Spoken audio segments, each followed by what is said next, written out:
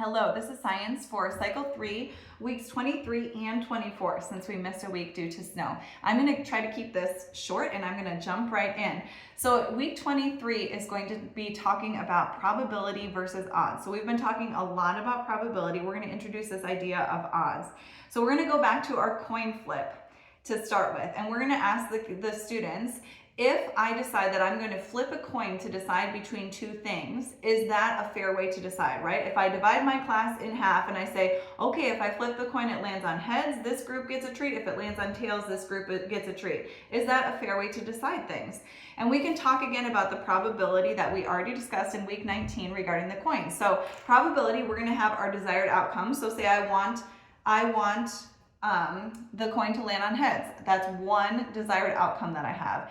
And our denominator in our probability fraction is going to be the total number of possible outcomes. So 2, right? Our probability of landing on heads is 1 out of 2.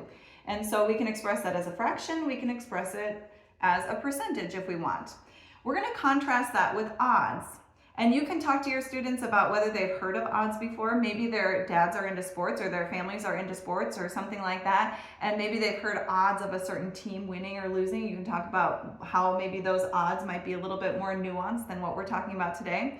But we're going to talk about odds, and we're going to use a colon between our two numbers to differentiate here.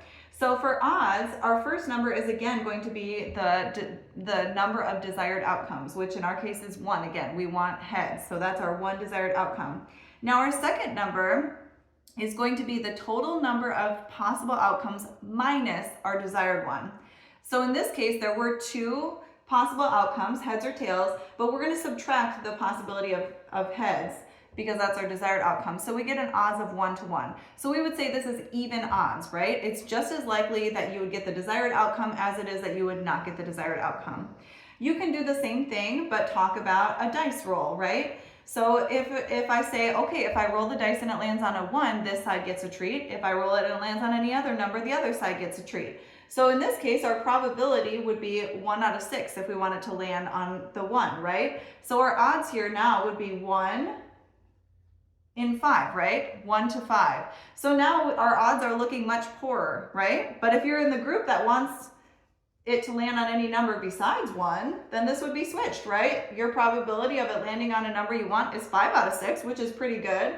And your odds would be 5 to 1. So again, desired number of outcomes, and then this would be the total number of outcomes minus the desired. So 6 minus our 5, all right? So that's the difference between odds. And we can talk about if this number is higher than this number, then your odds are more than 50%, right? My odds are pretty good.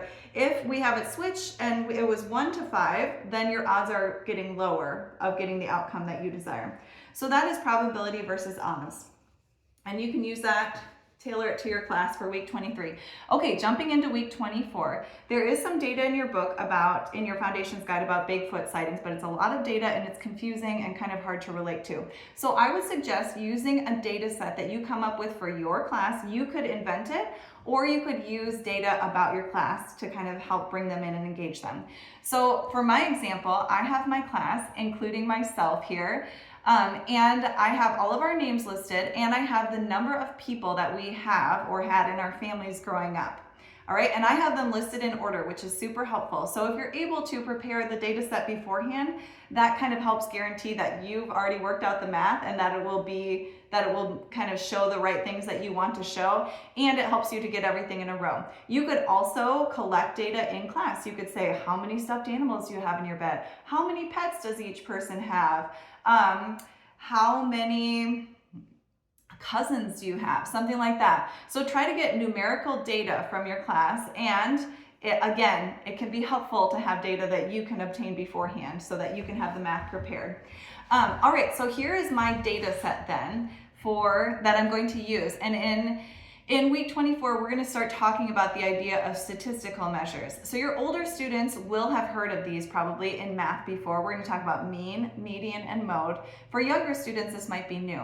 So I would suggest for younger students that the first thing you talk about is you talk about finding the mode. So you can talk about the idea of statistics, that statistics is this branch of mathematics where we're talking about not only probability, but we're starting to analyze data to be able to make sense of it using different measures. And so mean, median, and mode are some of the measures we're going to use. So for mode, this is the easiest one for younger students to understand because it's just going to be the data point with the most frequency. Okay, so the data entry with the most frequency. And in my class, I have 4 people who grew up or are growing up with 6 people in their family. So this is my mode because it has the most frequency, right? So again, if you choose your data points beforehand or choose your data beforehand, that helps guarantee that you will have a mode. If you don't have one that has more frequency, if you've got maybe a tie, then you do not have a mode, right? There's not one that is more frequent than another one. So then you would just say you don't have a mode. All right, next I'm gonna look at the median. And the median is going to be our middle data point, right? And so if I have a data set that's fairly limited like this, not a huge amount of data, then I can just kind of count to the middle with my students. I can say, okay, there we go, 1, 2, 3, 4, and my middle data point is this 6 right here. So 6 is going to be my median. And it will not always be the same. The median and mode won't always be the same, so I can explain that to my class. But in this data set, it does happen to be the same. The last one is going to be the mean.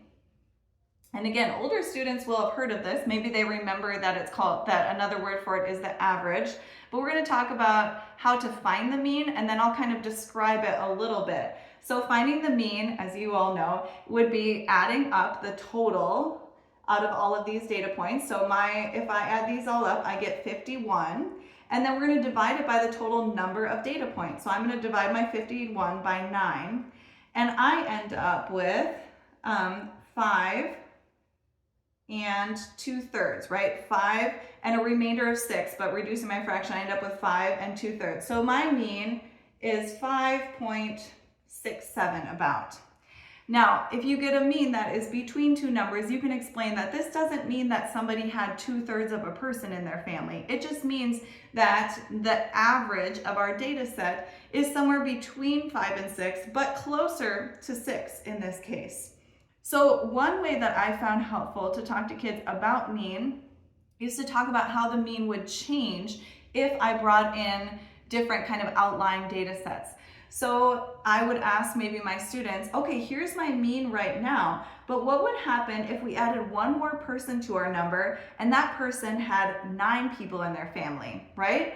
I added one more data point and it was 9. Now my total would be 60 and I would divide it by 10 because now I would have 10 data points and now my average would be 6. So that 9 brought my number up, brought my average up. And you could do the same thing with an outlier that's lower than your other data points, right? So you can demonstrate how the average is going to find that kind of middle of your data, and it's going to be affected by your outliers more than your median is, right? If I added another data point down here that was 9, my median actually wouldn't change, but my mean would go up. So again, you can choose how you want to describe that to your class based on their ages, but feel free to play around with those concepts however works best for your class. You could even use this data set and then bring it back to the idea of probability versus odds to try to engage them in that discussion a little bit more. So I'm going to take out my name, but I have a bag full of my students' names. And if I said, okay, here's my data set for my students, there are 8 students, and here are my data points. What's the probability that I'm going to draw out the name of somebody who has 8 people in their family? Well, I could say the probability is 1 out of 8 because there's only one desired outcome and there are 8 possible outcomes. What are the odds? Well, my odds would be 1 to 7, right? Not very high odds, right? There's a 1 out of 8 probability and my odds are 1 to 7. What's the probability that I would draw somebody's name with 6 people in their family? Well, now there's 4 desired outcomes out of 8 total, right? Which is the same as 1/2. And my odds now would be 4 to 4. So those would be even odds. So again, it's kind of fun to pull in both of these concepts using data that can engage your class. So you can decide how that works best for your class based on the time that you have and based on how engaged your students are. But hopefully having both of those weeks of information in 1 week will keep you pretty busy for that whole time. And you can make it fun however you want. You could use data sets that you also find online that you create that don't engage your class. Maybe you can find something fun or funny there, and that would be an option too. All right, thank you.